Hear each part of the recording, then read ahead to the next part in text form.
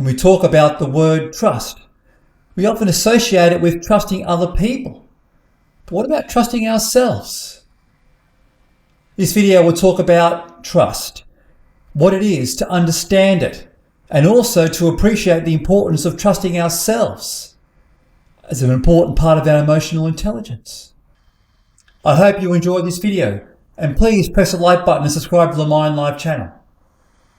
So this is how we can trust ourselves, and I look forward to seeing you on our next journey.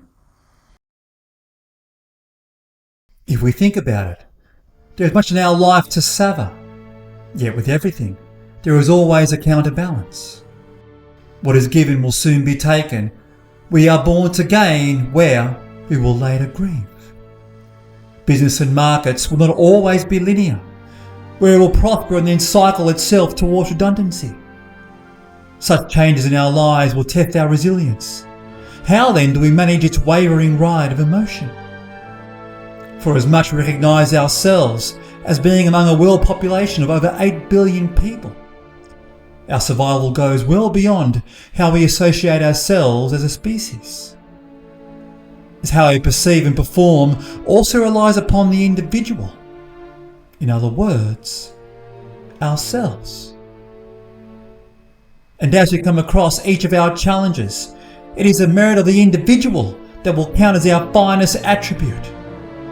And how this comes about is through the application of one simple word: trust.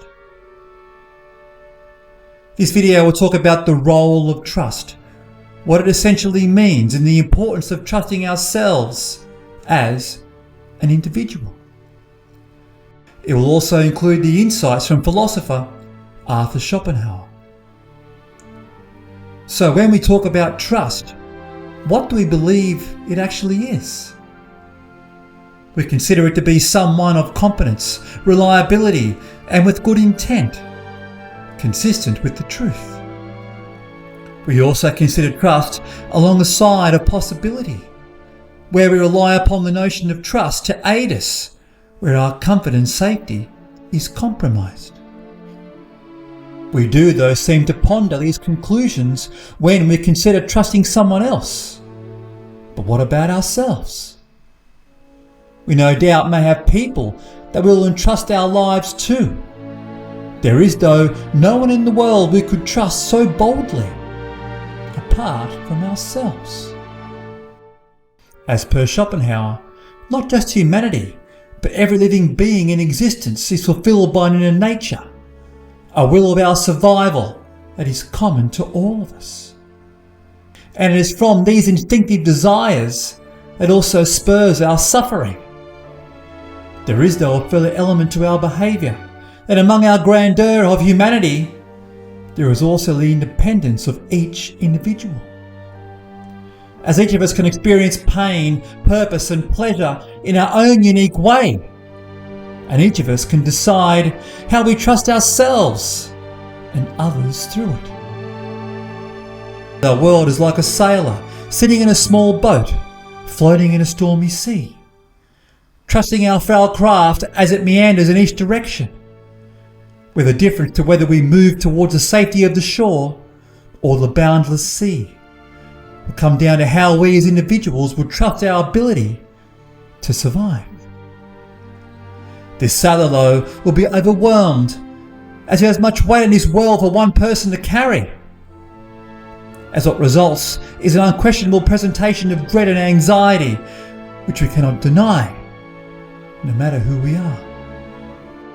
And while we are all subject to such hardships, what defines us as individuals is how we respond. When we talk about trust, it is sometimes one of the hardest things to do. We often think of trust as being synonymous with other people. And while it may sound strange that we don't trust ourselves, there is a perfectly easy explanation for this. Because trusting ourselves is much harder. Trusting ourselves is easier, as how can we trust ourselves if we struggle to know who we are? Knowing the effect of our emotions, realizing when our moods are swaying beyond control. having the patience and emotional intelligence to listen to our bodies. Trusting other people is easier as we can look and listen to what is presented to us. To trust ourselves is emotion marshalled in silence. In a world where our desiring nature will result in dealing with hardship, the difference to how we can endure through this comes down to our single selves. It is in essence quite liberating. As there are no thoughts that are pure, as it is tainted from the steps of our journey, what is left for us is to trust ourselves, as sometimes that is all we have.